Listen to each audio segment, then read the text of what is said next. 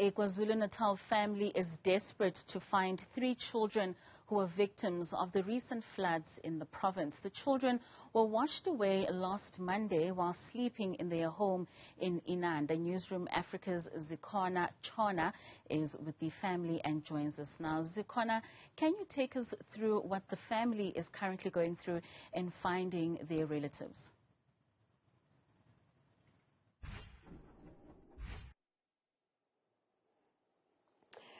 The family has been coming to this site each and every single day looking for signs. This is the house that the children were sleeping in. In fact, 5 members of the family were washed away last week, Monday. 2 managed to swim to safety, and as you've mentioned, 3 children aged 8 and 2 13-year-olds are still missing. Now, the family says they've accepted that they have passed on, but they would want for their remains to be found so that they can give them a dignified send-off. Apart from coming here every day looking for signs, they've also had to go to mortuaries around the province looking for the children. Now, the stream that the children as well as the other 2 family members are washed away into actually leads to the Inanda Dam. So the family is really desperate and hoping that the rescue services will be able to do whatever they can to find their loved ones, because they say giving up is not an option. But I'm joined by the uncle of the 3 children who are missing, Bukwanele. If you can just take us through the calls that you received that day, the morning after this happened. Thanks, Zikhona. On the midnight of Monday, the 11th, we received calls that the house which our cousin sister and her 5 children were sleeping in had been swept away by the torrential rains of the evening, including the boulders, the rocks that had fallen from the mountain backdrop that is behind us. And then there's this infrastructure of the Umgeni water pipeline that supplies about 30% of the water into Durban had come down, collapsed, and hit the house whilst they were sleeping. And then it swept them away all the way down. Her car was parked on the yard, and it is a kilometer and a half from where we are now, which is halfway between the house and the mouth of Inanda Dam.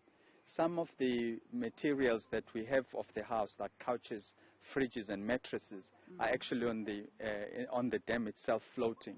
Inside the house there were 5 individuals, the mother, her daughter, and then 3 children. 1 is 8 years old and the 2 are 13-year-olds.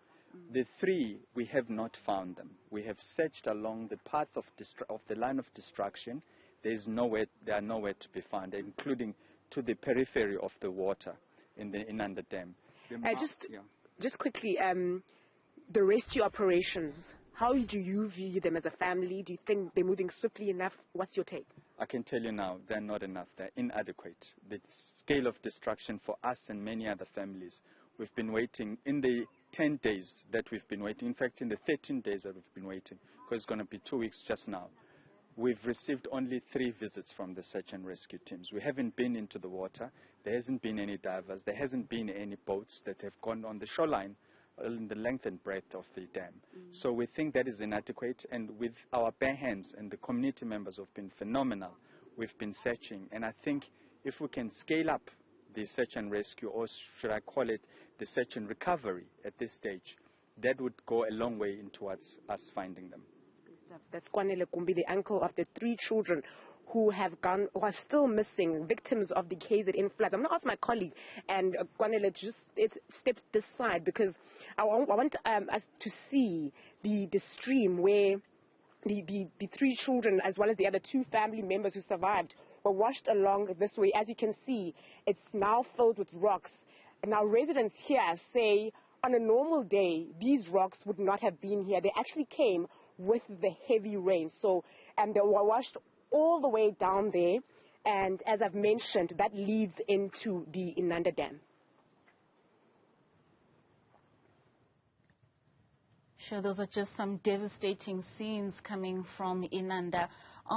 Do we have any idea, Zikhona, whether or not some of the search and rescue teams have any updates for this family with regards to when and how far they are in recovering these 3 beautiful children?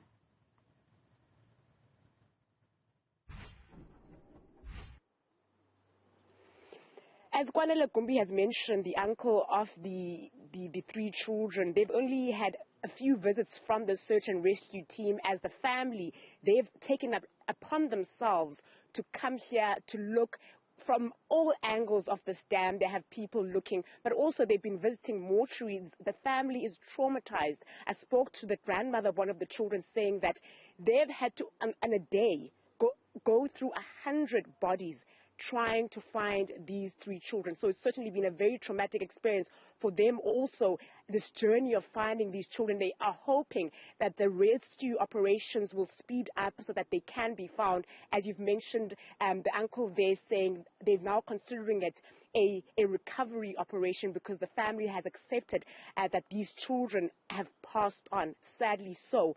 But in as far as the rescue operations in the province, we are told that they are ongoing, even driving here to meet the family. We saw some members of the South African Defence Force who are a part of the rescue operations in the province.